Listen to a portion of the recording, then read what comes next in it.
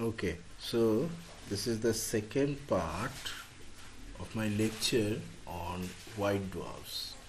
You remember previously we talked about basics of white dwarf, how they formed during the stellar evolution, what are the various processes. Then we talked about the physical properties of white dwarf, two very important physical properties. So the first was mass radius relationship and the second was maximum mass of white dwarfs. Okay.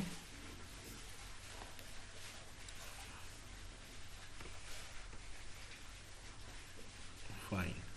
So this we have discussed. Now, before I proceed with today's lecture, I would like to talk a little bit more about this, just a few. Now, you remember this expression which we obtained. So, the exact result was R of white dwarf is equal to 2.3 10 to the power 9 centimeter Z by A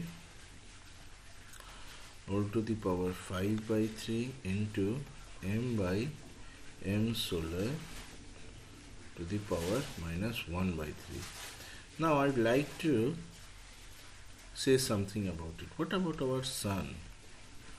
How can we compare? So what's the radius of a white dwarf which has a 1 solar mass? You can work it out. So assuming Z by A again of the order of 0.5, and so M is equal to M solar, you can see that this radius of white dwarf comes out to be approximately 7,000 kilometer, which is roughly 1/100th or so of the radius of the sun. You understand? So this is almost 100 times smaller. So they are indeed, so this means that these white dwarfs are indeed very compact. So this means they are very compact and comparable to radius of sun, size of the earth, basically size of earth. I am talking about this radius. So they have the mass of the sun but the size of the earth, you see. So I am talking about 1 solar mass white dwarf. Its radius is of the order of earth, although the mass is of the order of sun. So these two things means that white dwarfs are very compact. This is just a very simple example, right? Another very interesting thing is that using the principle of homology, we have seen that the main sequence stars which burning hydrogen by pp chain, main sequence stars burning hydrogen by pp chain, what's the radius and mass dependence? The radius and mass dependence is like this, R to the power 2 by 5. What about again main sequence stars burning hydrogen through CNO cycle? And we have seen that this dependence is 4 by 5. Now these exponents come with the temperature dependence, right? You remember? For the pp chain, the temperature, thermonuclear reaction rate temperature is of the order of 4. For CNO cycle, entire CNO cycle, not just one reaction, this is of the order of 17 or so. Entire CNO cycle I am saying. And this causes a result, and we are getting this result using the homology relation. Okay, now let us compare this with that of white dwarf. So white dwarf, and what is the dependence? We have just seen that the radius of white dwarf is proportional to m to the power minus 1 by 3. Okay, so what is this? You see, the sign of the exponent is negative, whereas these are positive exponents.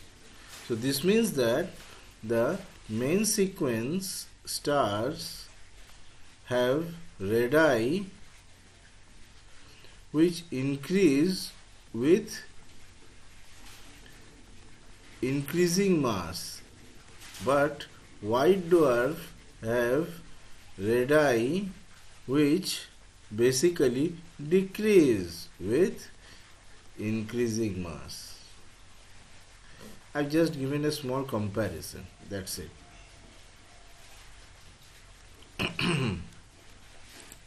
Okay, so with this, let us now today talk about the different types of white dwarf.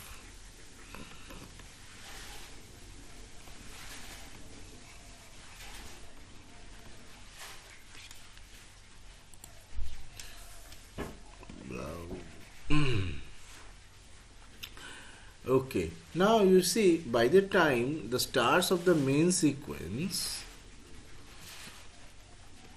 is equal to 8 solar masses, they approach carbon ignition late in their life, mass loss, they approach carbon ignition.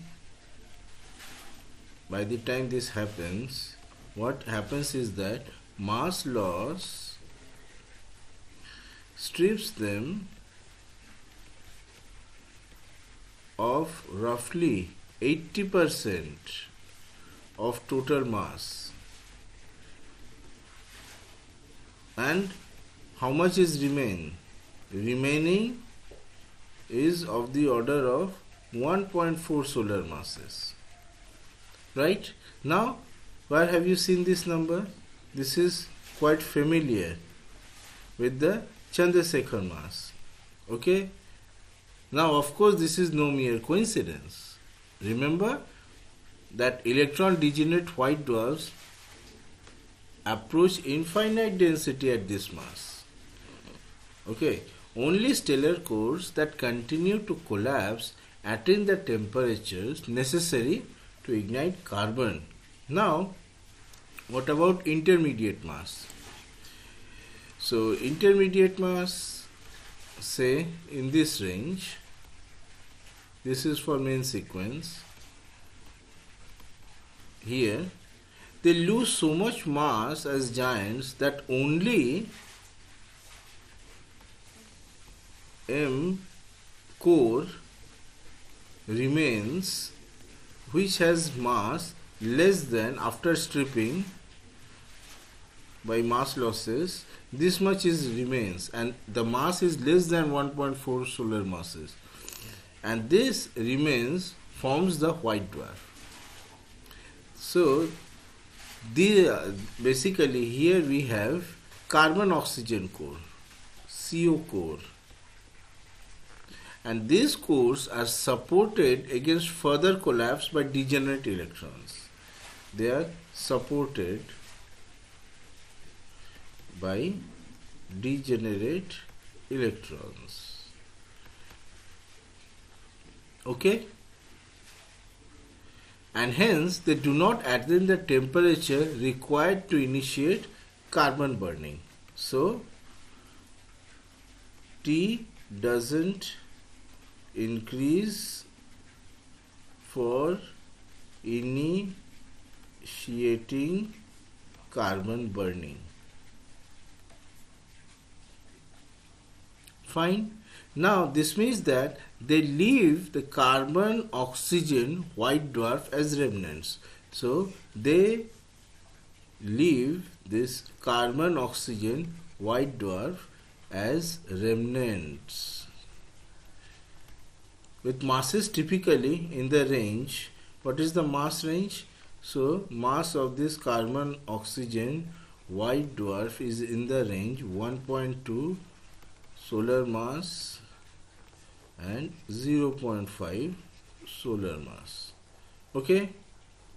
You see, these white dwarfs may later become supernova if they can acquire additional matter from a close companion star by accretion. Okay, so can later become supernova by accretion of matter from close companion. Okay, now so this means that there is a narrow range of massive stars. Now basically you see there is a narrow range of massive stars having this mass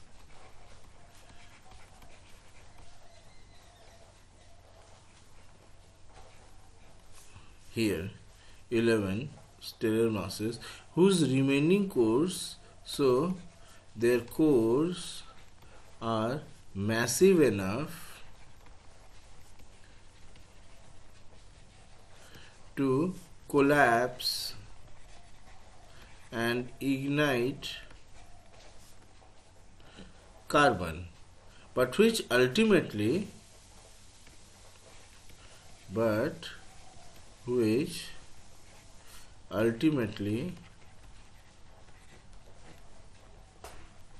fall below the Chandrasekhar mass due to continued mass loss. Okay, now when carbon oxygen, so in these stars, when carbon burning basically terminates, then they will be supported by again degenerate electrons and will not contract further, and this leaves, this is important, leaving oxygen, neon, magnesium white dwarf. Okay, and the mass, what about the mass? The mass is in this range between 1.2 solar masses ONEMG, okay, white dwarf, and 1.4 solar masses, right? So see, for this range of stars having this mass, we have got this oxygen, neon, magnesium. Now for this range of stellar masses, we have got this carbon, oxygen, CO, white dwarfs. So you must know, right, what happens after that. So stars which initially have, so stars initially having main sequence mass greater than 11 stellar masses retain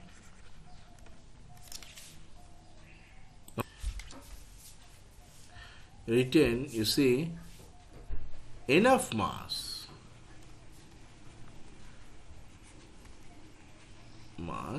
that their cores continue to exceed the Chandrasekhar mass, and at end of each burning phase their cores contract and heat up more. These stars, they complete all advanced burning phases, including silicon burning. Okay. Now, let me ask you a question. So, the question is very simple. If I ask you what distinguishes helium white dwarf carbon oxygen white dwarf and oxygen neon magnesium white dwarf. What will you say? Now you see, the helium white dwarf is the end point of evolution. So this is end point of evolution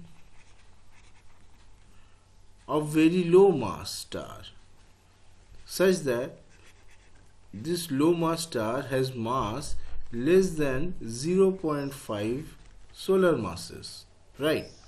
In which helium burning by helium flash has not occurred.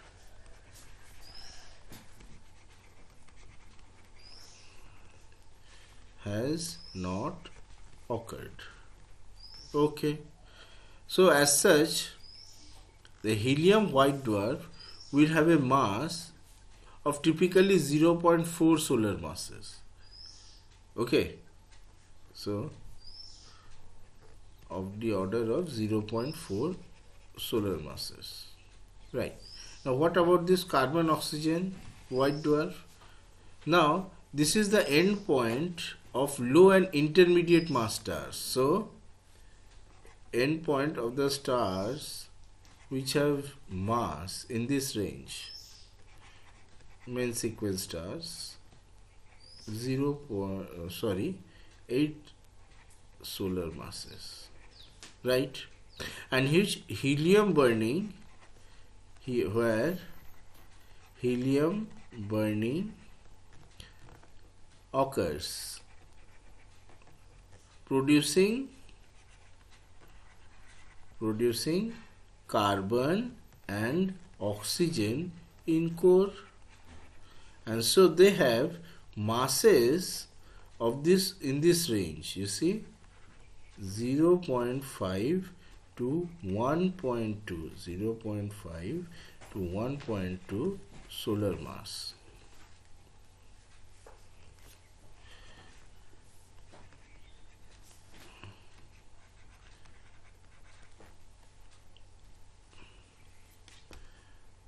ठीक है? 5 minute बाकी है. Okay. Now what about this last part? Of course, they are the endpoints, basically results from the highest mass stars, lightest or highest in the sense that we just talked about this. So above 8 stellar masses and below your 11 stellar masses, where basically carbon burning has occurred, okay, producing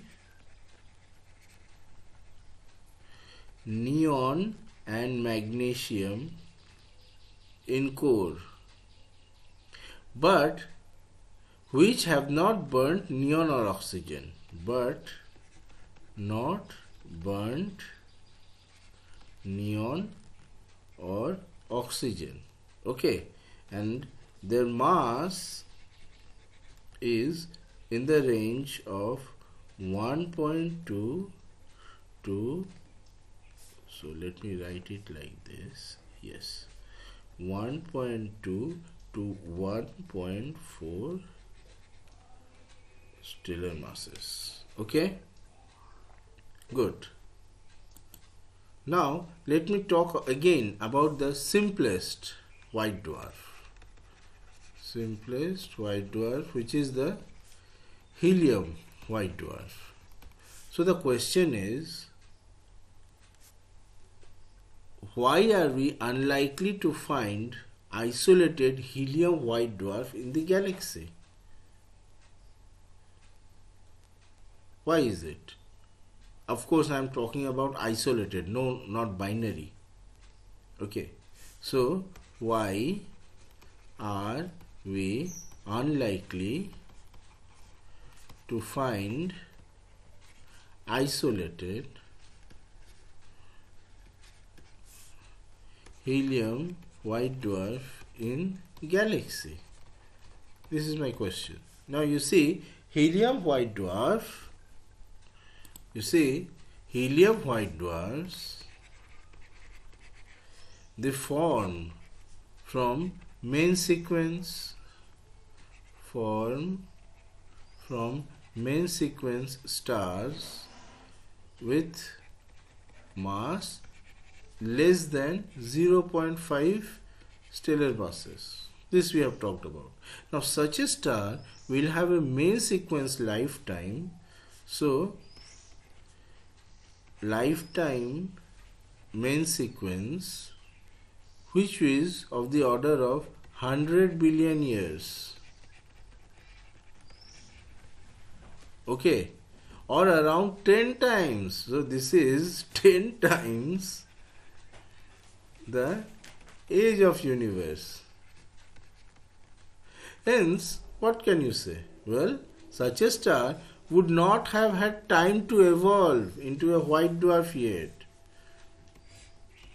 So, such a star, okay, would not have had time to evolve into white dwarf yet. Now any helium white dwarf that are seen must have formed as part of binary star system, which has undergone a phase of mass transfer which alters the mass and composition of one or both of the components. So observed helium white dwarf, if you are able to observe, it is due to accretion, mass accretion, okay, from its companion. Now let us spend some time on the very basic ideas of cooling of white dwarfs. First, let us see how, let us estimate, basically, let us estimate the brightness of a 1 solar mass white dwarf. Now, so we want to find the luminosity of a 1 solar mass white dwarf, sigma T white dwarf effective to the power 4. Now this we have worked out, right? So this comes out to be, this R is of the order of 7,000 kilometer, which we can put, right? We know the mass. No, mass is not required. Temperature is here, right? Okay, now what we will do, we will just assume this temperature to be the effective solar temperature. Okay, so, and if we do that, then you will see that the result what we get is the following. I am writing in terms of the solar quantities. So you will see that this is approximately roughly 5,000 times or so the solar luminosity. So this means that a 1 solar mass white dwarf, a 1 solar mass white dwarf is approximately 5,000 times fainter than the sun. Okay, so what about the nuclear energy sources? Energy balance. You see, in the white dwarf there is no nuclear energy source. We know this, which is active. This is important. And so its luminosity is entirely due to slow leakage of thermal energy. into space as radiation. Okay, so this means that L is equal to minus dE dt, right? But of course, the minus sign indicates that the luminosity is positive and the star is losing energy. That is, dE dt is negative, it is losing energy. Now, you see, this equation can be developed into an expression for the time dependence of the luminosity, which shows that L is proportional to t to the power minus 7 by 5. I am not showing you the details of these calculations here. Maybe in other class I will talk about. I am just sticking to the basics here. Okay, now so this means that it takes around 10 to the power 9 years for white dwarf to fade to luminosities of the order of 10 to the power minus 3 solar luminosity. Now, as white dwarfs fade, they also cool.